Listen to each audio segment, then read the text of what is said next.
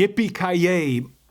Okay, you guys know why I'm stuttering. Can't really say. We're taking a look back at a classic, Die Hard. The first one, John McClane, saving his estranged wife and others, and saves the world. We're taking a look back. Die Hard is a classic action film from 1988, directed by John McTiernan. The movie stars Bruce Willis as John McClane, a New York City police detective who finds himself caught in a terrorist takeover of a Los Angeles skyscraper while visiting his estranged wife.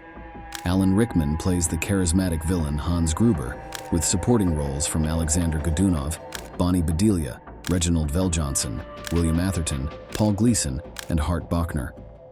The film was shot between November 1987 and March 1988, mostly in and around Fox Plaza in Los Angeles.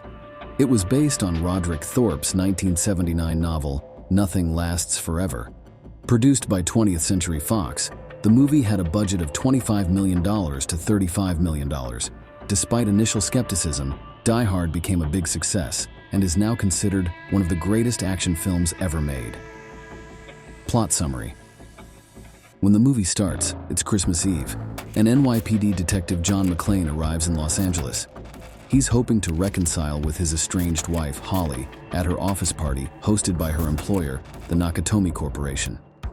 A friendly limo driver named Argyle drives McClane to Nakatomi Plaza and offers to wait in the garage while McClane goes to the party. As McClane freshens up in the bathroom, the building is suddenly taken over by a group of heavily armed German radicals led by Hans Gruber. The team includes tough guys like Carl and tech expert Theo. They take everyone at the party hostage, but McClane manages to slip away unnoticed. Meanwhile, Argyle remains in the garage, completely unaware of the chaos unfolding upstairs. As tensions grow, McClane launches his one-person quest to stop the terrorists and rescue the captives. Hans Gruber is masquerading as a terrorist to steal $640 million in untraceable bearer bonds from the building's vault. When he can't get the access code from executive Joseph Takagi, Gruber kills him and orders Theo to break into the vault. The terrorists soon realize someone else is in the building, and Tony is sent to find McClane. McClane manages to kill Tony, taking his weapon and radio, which he uses to contact the Los Angeles Police Department, LAPD. Sergeant Al Powell is sent to check things out. As McClane continues to take down more terrorists, he finds their stash of C4 and detonators. Powell, finding nothing unusual, is about to leave when McClane drops a terrorist's body onto his car, convincing Powell to call for backup. When a SWAT team tries to storm the building, the terrorists launch a counterattack. To stop them, McClane throws some C4 down an elevator shaft, causing a massive explosion that kills several terrorists and halts the counterattack. Holly's co-worker, Harry Ellis, tries to negotiate with Gruber, thinking he can resolve things peacefully. However, when McClane refuses to surrender, Gruber kills Ellis.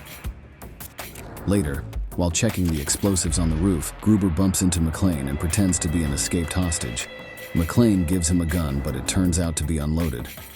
Other terrorists arrive just in time to save Gruber, and McClane manages to escape, though he's injured by shattered glass and stops having the detonators. Meanwhile, outside the building, FBI agents take over the situation. They order the power to be cut, which is exactly what Gruber was hoping for. This action turns off the final lock on the vault, allowing Gruber and his team to access the $640 million in bonds. The FBI agrees to Gruber's request for a helicopter, planning to send gunships to eliminate his group. Enraged by his brother Tony's death, Carl attacks McClane, but is seemingly killed. Gruber learns about McClane's children and realizes that Holly is McClane's wife. He decides to keep Holly with him and sends the rest of the hostages to the roof. McClane drives the hostages from the roof just before Gruber detonates it, destroying the approaching FBI helicopters. Meanwhile, Theo goes to the parking garage to get an escape vehicle. However, Argyle, who has been following the events on the limo's CB radio, intercepts and knocks him out, stopping their getaway plan. A weary and battered McClane finally finds Holly with Gruber and his last henchman. McClane surrenders, and Gruber is about to shoot him. However, McClane quickly grabs his service pistol, which he had taped to his back, and uses his last 2 bullets to wound Gruber and kill his accomplice. Gruber falls through a window, but manages to grab Holly's wristwatch, making a desperate attempt to pull her down with him. McClane unclasps the watch, sending Gruber plummeting to his death. Outside, Carl, who survived their earlier encounter, ambushes McClane and Holly. Just in time, Powell arrives and shoots Carl dead, saving them. Meanwhile, Argyle, the limo driver, crashes through the parking garage door and drives McClane and Holly away, leaving the chaos behind as they head off together. Box office performance of Die Hard. Die Hard premiered on July 12, 1988 at the Avco Theater in Los Angeles, California. It had a limited release on July 15, 1988 in 21 theaters across 13 cities, earning $600,000 with an average of $28,000 per theater. This debut was considered successful, with the film quickly becoming a must-see due to positive reviews and strong word of mouth. The movie got a wider release on July 22, 1988 in 1,276 theaters, earning $7.1 million over the weekend, making it the third highest-grossing film behind Coming to America and Who Framed Roger Rabbit. Although Die Hard never claimed the #1 box office spot, it stayed among the top 5 highest-grossing films for 10 consecutive weeks. In total, Die Hard earned between $81.3 million and $83 million in North America, making it the 7th highest-grossing film of 1988. Internationally, Die Hard earned an estimated $57.7 million. This made it the 10th highest-grossing film worldwide in 1988. Mixed reviews. Review 1. Die Hard is the quintessential action film of the 80s. Bruce Willis shines as John McClane, a relatable, wisecracking hero who gets hurt and bleeds, breaking the mold of invincible action stars. Directed by John McTiernan, the film is a masterclass in pacing and smart action sequences. Review 2.